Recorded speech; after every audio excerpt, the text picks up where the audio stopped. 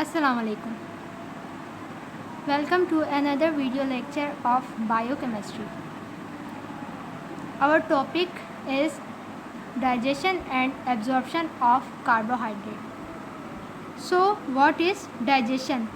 It is the process of breakdown of complex molecules into smaller ones and then absorbed by mainly from intestine into the bloodstream. The principal sites of carbohydrate digestion are mouth and intestinal lumen. And in intestinal lumen, the main portions where digestion occur mainly and absorbed afterwards from duodenum and jejunum. As we know already that carbohydrates are present mainly in the form of cellulose or glycogen starch, that all are polysaccharides. So mainly in nature carbohydrates are present in the form of polysaccharides and very little monosaccharides present in diet of mixed animal and plant origin. ये large molecules polysaccharides के digestion के process के through smaller molecules में break होंगे. Smaller molecules कौन से? In the form of monosaccharides.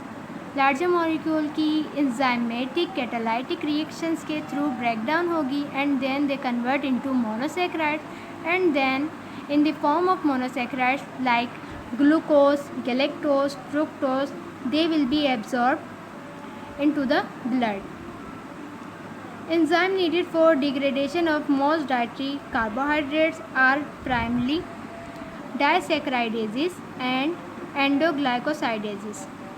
Disaccharidases break oligosaccharides and endoglycosidases break most of the polysaccharides. हमने discuss किया था स्टार्च में भी और ग्लाइकोजन के स्ट्रक्चर में भी they are having amylase, amylopectin and amylose chain and then coming branch chain which is amylopectin chain. The enzyme which breaks these is called amylase, which break alpha 1 for linkage. Then we will have a branch structure which further hydrolyze by other enzyme. ये सारे process हम आगे discuss करेंगे, लेकिन यहाँ पे basic concept क्या है डाइजेशन का कि एंजाइम आएगा और यहाँ पे एंजाइम आएगा और लिंकेजेस को ब्रेक करवाएगा and then polysaccharide will be converted into disaccharides और trisaccharide and then further digestion के प्रोसेस के through they will be converted into monosaccharides and then absorbed by the blood. Now, hydrolysis of glycosidic bond is catalyzed by a family of glycosidases. Glycosidases are enzymes that degrade carbohydrates into their reducing sugar components. We have already discussed them. Reducing sugar components are those components which have free carbonyl group, to which we have hydroxyl group जो कि खुद oxidise होगा और दूसरे component को reduce करवा देगा. Therefore these are called as reducing sugar. This is the process showing how glycosidase molecule enzyme act on a disaccharide structure. There is a linkage. Glycosidase enzyme यहाँ आएगा और इस लिंकेज को ब्रेक करवाएगा through hydrolysis. Hydrolysis is the process in which we include a molecule of water and then the bond is broken down. So this is the hydrolysis of a glycosidic bond. Digestion of carbohydrate begin in the mouth. सबसे पहले जो digestion का process होता है carbohydrate की digestion का, वो mouth से शुरू होता है. We have salivary alpha amylase enzyme which starts the breakdown of carbohydrate molecule. Main source of our dietary carbohydrates are starch, which is the plant source origin, and from animal we get glycogen. Basically यहाँ इस process में होता क्या है, we are having a long chain of polysaccharides, a branch chain.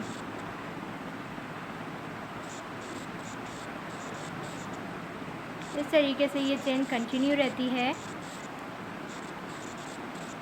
अब amylase क्या करेगा, यहाँ पे जो हमारे पास लिंकेज है ये अल्फ़ा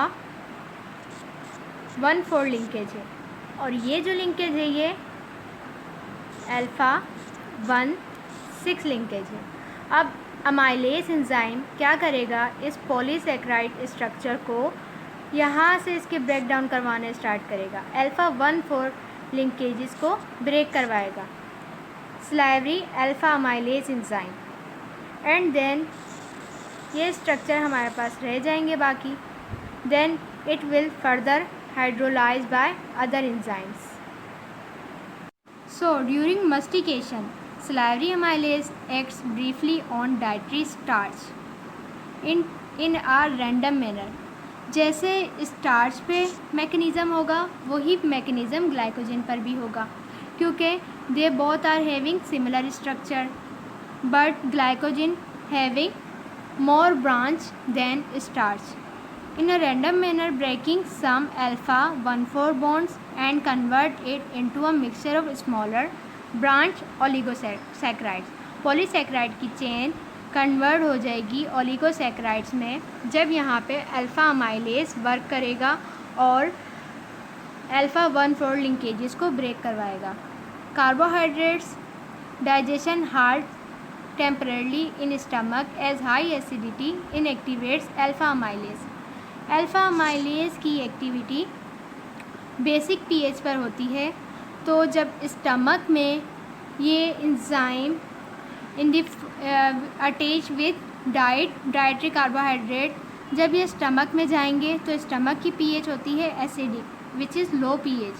तो एसिडिक पीएच में अल्फ़ा अमाइलेज वर्क नहीं करेगा, तो स्टमक में डाइजेशन का प्रोसेस, कार्बोहाइड्रेट की डाइजेशन का प्रोसेस रुक जाएगा, and then will continue in intestine.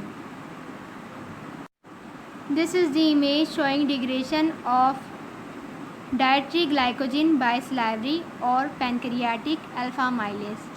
Pancreatic alpha amylase जब इंटेस्टीन में ये मॉलिक्यूल जाएंगे, देन अगेन इन पे पैनक्रियाज से अल्फ़ा अमाइलेज सिक्रीट होगा और वही प्रोसेस करेगा जो salivary amylase कर रहे थे. This is the part of glycogen molecule, this all having branches. So यहाँ पे अल्फ़ा 1,4 बॉन्ड्स ब्रेक होंगे माल्टोसिस में, स्मॉल मॉलिक्यूल्स में ब्रेक हो जाएंगे इस तरीके से, और कुछ ब्रांच के फॉर्म में ब्रेक हो जाएंगे. जिनके साथ ब्रांच अटैच थी, अल्फ़ा 1,6 लिंकेज अटैच था, वो इसी फॉर्म में ब्रेक हो जाएंगे. ब्रांच को हम अगर माल्टोस के साथ ब्रांच होगी तो उसको आइसोमाल्टोस भी कहेंगे, और इसके अलावा ओलिगोसैकेराइड्स की फॉर्म में भी ये ब्रेक होंगे. These short branches of oligosaccharides which are branched or maybe unbranched are called as dextrin. DEXTRINS, dextrins. Now further digestion will be continue after stomach in small intestine, जहाँ pancreatic enzyme work करेंगे और उसको further hydrolyse करवाएंगे. Stomach की pH acidic थी, तो ये acidic pH वाले मॉलिक्यूल्स अब इंटेस्टाइन में आएंगे. अब यहाँ पे एसिडिक पीएच न्यूट्रलाइज्ड होगी bye carbohydrates which is secreted by pancreas, and then pancreatic alpha amylase continue process of starch digestion or glycogen digestion. The final carbohydrate digestion by enzyme synthesized from the intestinal mucosal cells. जैसे कि हमें पता है कि intestine के 3 parts होते हैं. Number 1 is jejunum, duodenum and third one is ileum. Final digestion mainly jejunum में कंप्लीट हो जाएगी और जो थोड़ी बहुत रह जाती है वो ड्यूडेनम में होगी एंड देन एब्जॉर्प्शन स्टार्ट होगी. So the mucosal lining of the duodenum and upper jejunum basic जो फाइनल डाइजेशन है वो यहीं पर होगी, अपर जेजुनम में and then in duodenum. Duodenum और जेजुनम में म्यूकोजल लाइनिंग है. It is the inner most lining of the intestinal wall. यहाँ प्रोसेस्ड होगा फर्दर डाइजेशन का और in the form of disaccharides and oligosaccharides we will have the polysaccharides और carbohydrate. polysaccharides हमने intake लिए थे in our diet जो कि अब हाइड्रोलाइज होके इंजाइमेटिक रिएक्शन के थ्रू डाइसैक्राइड्स में कन्वर्ट हो जाएंगे और ओलिगोसैक्राइड्स में कन्वर्ट हो जाएंगे. फॉर एग्जांपल आइसोमाल्टेज क्लेव्स, यहाँ पे जो एंजाइम्स हैं वो आइसोमाल्टेज एंजाइम है, सुक्रेज एंजाइम है, लैक्टेज एंजाइम है. These are all glycosidases. सबसे पहले आइसोमाल्टेज क्लेव करेगा 1,6 लिंकेज को. ये ब्रांच लिंकेज था हमारे पास, ब्रांच फॉर्म में था. अब यहाँ पे उस ब्रांच की ब्रेकडाउन होगी और आइसोमाल्टोज और आइसोमाल्टोज का स्ट्रक्चर आ जाएगा. And then maltase enzyme which cleaves alpha 1,4 linkage. Maltase is the disaccharide structure of 2 glucose molecules. तो माल्टेज एंजाइम अल्फा 1,4 लिंकेज को फर्दर यहाँ पे ब्रेक करवाएगा और 2 ग्लूकोज के मॉलिक्यूल में इसको तोड़ देगा. Sucrase enzyme cleaves alpha 1 beta 2 bond which is present in sucrose structure and then produce glucose and fructose. Lactase enzyme which is also called beta galactosidase cleaves beta 1,4 glycosidic bond and convert lactose into galactose and glucose molecules. This is the overall summary of digestion. हमने diet के through starch लिया और कुछ डाइसैक्राइड्स लिए, lactose, sucrose and cellulose. Plant के अंदर cellulose भी मौजूद होता है, लेकिन सेल्यूलोज को ब्रेक करने के लिए हमारी ह्यूमन बॉडी में कोई एंजाइम प्रेजेंट नहीं होता, तो sucrose as it is excrete out हो जाएगा. नाउ माउथ में in salivary it is a salivary enzyme alpha amylase in our mouth. सबसे पहले स्टार्च पर ये वर्क करेगा और स्टार्च की हाइड्रोलिसिस करवाएगा. Then carbohydrate come into stomach. Stomach में लो पीएच होने की वजह से, एसिडिक पीएच होने की वजह से कोई डाइजेशन नहीं होगी कार्बोहाइड्रेट की. Then it comes into small intestine. Small intestine में अल्फा अमाइलेज सिक्रीट होगा पैनक्रियाज से और वो फर्दर ब्रेकडाउन करवाएगा पॉलीसैक्राइड्स की. देन आफ्टर कंप्लीट डाइजेशन और breakdown of polysaccharides it will be absorbed into the bloodstream. They will be converted into glucose, fructose, galactose. These are all monosaccharides which are simplest form of carbohydrate. In these form they will be absorbed into blood. Now come towards absorption of carbohydrates. Absorption mainly occurs in duodenum and upper jejunum, which absorbs the bulk of the carbohydrates or monosaccharides products of digestion. However, different monosaccharides have different mechanism of absorption. For example, galactose and glucose are transported into mucosal cell by an active energy requiring process.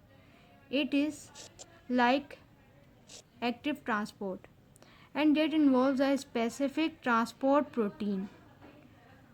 And the name of this specific transport protein is sodium dependent glucose cotransporter 1, which is SGLT1.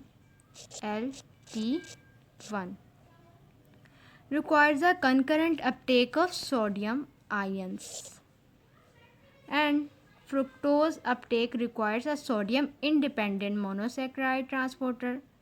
Here we do not need sodium for transport, and the name of this transporter is GLUT5 for the absorption of fructose. For galactose and glucose we have transporter SGLT, sodium dependent glucose transporter. Here we required sodium also for the transport, and for fructose we do not require sodium. It is sodium independent process. और fructose के लिए जो enzyme transporter है, protein transporter, वो GLUT5 है. अब ये तो हमने ट्रांसपोर्ट की बात की म्यूकोजल ल्यूमेन से म्यूकोजल सेल तक.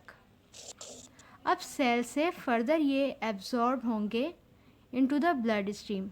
All three monosaccharides are transported from intestinal mucosal cell into the portal circulation और in blood by yet another transporter, which is GLUT2, GLUT2. Let's see its diagram. Here glucose और fructose intestinal lumen से transport हो रहे हैं epithelial cells में, और यहाँ sodium is required for there transport.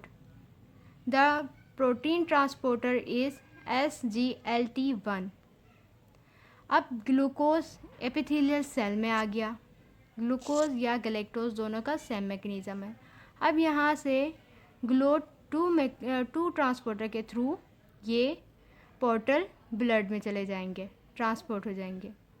For fructose we have GLUT5 protein transporter to transport it into epithelial cells, and then from epithelial cell it will be transported through GLUT5 into the blood stream. Sorry, यहाँ पे ये GLUT5 नहीं, यहाँ पे GLUT2 enzyme होगा. जैसे कि हमने बात की कि एपिथेलियल सेल से जो भी ट्रांसपोर्टेशन होगी, अब चाहे वो ग्लूकोज की हो, गैलेक्टोज की हो या फ्रुक्टोज की हो, वो कौन से ट्रांसपोर्टर के थ्रू होगी? यहाँ पे GLUT2 transporter के through. These are all protein transporter which are attached to cell membrane. अब ये सब तो था normal absorption and digestion of carbohydrate. अब अगर इसी प्रोसेस में कोई डिफेक्ट आ जाएगा, एबनॉर्मलिटी आ जाएगी, तो वो फिर आगे प्रॉब्लम कॉज करेगा. That is, overall process of carbohydrate digestion and absorption is efficient in healthy individuals because predominantly monosaccharides are absorbed. Any defect in digestion, absorption of carbohydrates result in the passage of undigested material into large intestine. Digestion में defect आएगा तो कुछ particle को enzymes digest करवा देंगे, लेकिन कुछ particle as it is large complex की फॉर्म में या ओलिगोसैकेराइड्स की फॉर्म में वैसे ही रह जाएंगे इंटेस्टीन में. अब जब ये मटेरियल इसी तरह इंटेस्टीन में रह जाएंगे तो इनकी वजह से अब वाटर इनकी तरफ मूव करेगा. Water from higher concentration to lower concentration move करेगा. This is osmosis. तो यहाँ पे ऑस्मोसिस का प्रोसेस जनरेट होगा जब हमारे पास अनडाइजेस्टेड फूड इंटेस्टाइन में होगा. As a consequence water is drawn from the mucosa into large intestine. Large intestine में अनडाइजेस्टेड फूड है जो कि एबनॉर्मल डिग्रेडेशन की वजह से हुआ है, डाइसैकेराइड्स की प्रॉपर डिग्रेडेशन नहीं हो पाई या ओलिगोसैकेराइड्स की प्रॉपर डिग्रेडेशन नहीं हो पाई, जिसकी वजह से म्यूकोजा से जो वाटर है वो ड्रॉन होगा लार्ज इंटेस्टाइन की तरफ, हायर कॉन्सेंट्रेशन से लोअर कॉन्सेंट्रेशन की तरफ आएगा, which is called osmotic diarrhoea.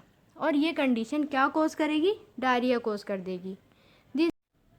Is reinforced by the bacterial fermentation of remaining carbohydrates to 2 and 3 carbon compounds which are also osmotically active।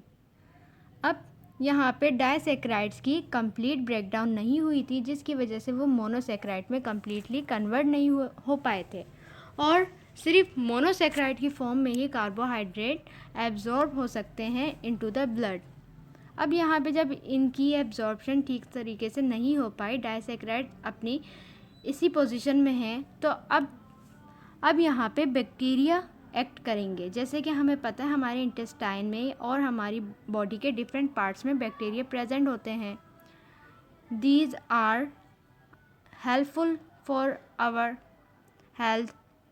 So intestine में जो bacteria है वो फर्मेंटेशन के process के थ्रू कार्बोहाइड्रेट्स को ब्रेक करवाएगा जो disaccharides की फॉर्म में है, और इनको ब्रेक करवा के 2 से 3 कार्बन कंटेनिंग कंपाउंड्स में तोड़ देगा, which can be absorb easily into the blood stream. Plus large volumes of carbon dioxide and hydrogen gas is evolve. लेकिन फर्मेंटेशन के प्रोसेस के थ्रू कार्बन डाइऑक्साइड और हाइड्रोजन गैस भी रिलीज़ होगी, जो कि एब्डोमिनल क्रैम्प्स, डायरिया और flatulence cause करवाएगा।